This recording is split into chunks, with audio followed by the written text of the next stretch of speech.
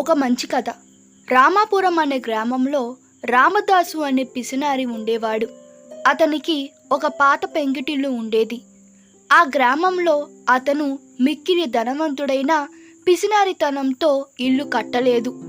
అతని భార్య జానకమ్మ ఉత్తమ ఇల్లాలు. ఆ గ్రామంలో వరుసగా దొంగతనాలు జరుగుతున్నాయి. ఎంత ప్రయత్నించినా దొంగ మాత్రం దొరకలేదు. రామదాసుకు అత్యవసరంగా దూరంగా ఉన్న పట్టణానికి పోవాల్సి వచ్చింది. అతడు తన భార్యతో, మన ఇంటికి దొంగరాడు, మన ఇల్లే పాడుపడిన కొంప, దీన్ని చూసిన ఏ దొంగ కూడా మన ఇంట్లో దొంగతనం చేయడానికి ముందుకు రాడు, అయినా నీ జాగ్రత్తలో నీవు ఉండు అని చెప్పి పట్టణానికి వెళ్ళాడు. అతని ఊహకు భిన్నంగా మరునాడే ఆ దొంగ రామదాసు ఇంట్లోనికి ప్రవేశించాడు. జానకమ్మ చాలా ధైర్యం కలది, ఉపాయశాలి కూడా. అందువల్ల ఆమె ఆ దొంగకు వణికి భయపడినట్లు నటిస్తూ, బాబాబు నీకు కావలసింది తీసుకొని వెళ్ళు, అంతేకాని నన్ను మాత్రం ఏమి చెయ్యకు, నీకు పుణ్యం ఉంటుందని బతిమిలాడింది.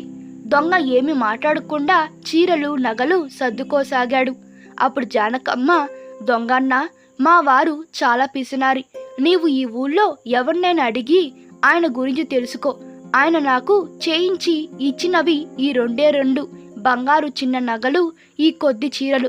అవి కూడా నీవు తీసుకొని వెళితే ఆయన నాకు మళ్ళీ నగలు చేయించడు, చీరలను కొనివ్వడు.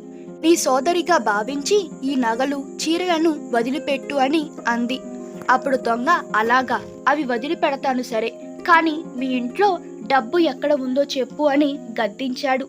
మేము చాలా పేదవారం నాయనా, మా పేదరికం గురించి మా ఇల్లే నీకు చెబుతుంది.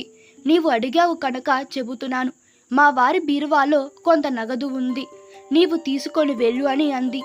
ఆ మాటలకు దొంగ సంతోషించి ఆ నగదును తీసుకొని ఆ నగలు చీరలు అక్కడే వదిలిపెట్టి పరుగు తీశాడు.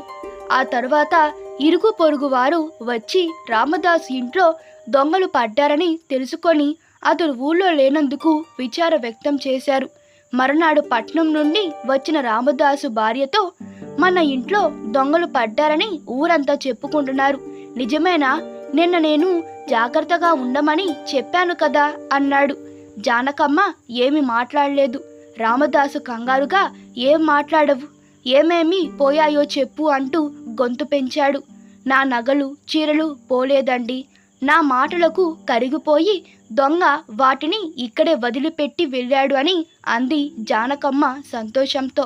రామదాసు వెంటనే, నీ చీరలు నగలు కూడా నా బీరువాలోనే ఉన్నాయి కదా, అందులోని ఆ నగదు పోయిందేమిటి, నా కర్మ అంటూ కంగారు పడ్డాడు రామదాసు. అప్పుడు ఆమె, పోయిందండి అంది విచారంగా. అయ్యో, 10 లక్షల నగదు, ఎంత పనయింది. వాటిని కాపాడితే నీకు 2 బంగారు గొలుసులు చేయిద్దామనుకున్నాను, కాని నీవు చాలా దురదృష్టవంతురాలివి, నీకు ఆ యోగం లేదు అంటూ బాధపడ్డాడు. అప్పుడు ఆమె, మీరేనా ఈ మాటలంటుంది? అలాగైతే నాకు నగలు చీరలు మీరు బాకీ ఉన్నట్లే అని అంది. తమాషా చెయ్యకు, నగదు సంచిపోయి నేను ఏడుస్తుంటే అన్నాడు రామదాసు. అవునండి, మీ సంచి దొంగ ఎత్తుకొని పోయాడు అంది జానకమ్మ. నా సంచి ఎత్తుకొని వెళ్ళిన తర్వాత నగదు ఎక్కడ ఉంటుంది? నీ చీరలు నగల కోసం నాకు అబద్ధం చెబుతున్నావా అంటూ కసురుకున్నాడు. అబద్ధాలు చెప్పడం లేదండి, మీ సంచిని ఆ దొంగనే ఎత్తుకుపోయాడు, అందులో అన్ని 10 రూపాయల నోట్లు ఉన్నాయి, అంతా కలిసి ఒక 1000 రూపాయల కన్నా మించవు. ముందుగానే జాగ్రత్తగా మీ సంచిలో నుండి 50, 100, 500, 2000 నోట్లను తీసి నా సంచిలో పెట్టి నా దిండు కింద దాచిపెట్టానండి. ఒకవేళ మన ఇంటికి ఆ దొంగడు వచ్చినా కేవలం 10 రూపాయల నోట్లు మాత్రమే ఎత్తుకొని పోతాడు అని. నా ఊహే నిజమైంది. మీ లక్షల నగదు భద్రంగా ఉంది. వాడికి మీ సంచిని చూపించాను, పిచ్చివాడు ఆ 10 రూపాయల నోట్లే గొప్ప నగదు అనుకొని నా చీరలు నగలు వదిలేసి వెళ్ళాడు అని చెప్పింది.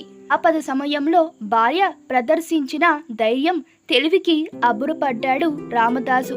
అప్పటి నుండి తన పిసినారితనాన్ని వీడి భార్య చెప్పినట్టు వింటూ 10 మందికి ఉపయోగపడే పనులు చేయసాగాడు. ఈ కథ మీకు నచ్చినట్లయితే మీ అభిప్రాయాలు కామెంట్ తెలపండి. Please like, share and subscribe to my channel. Thank you.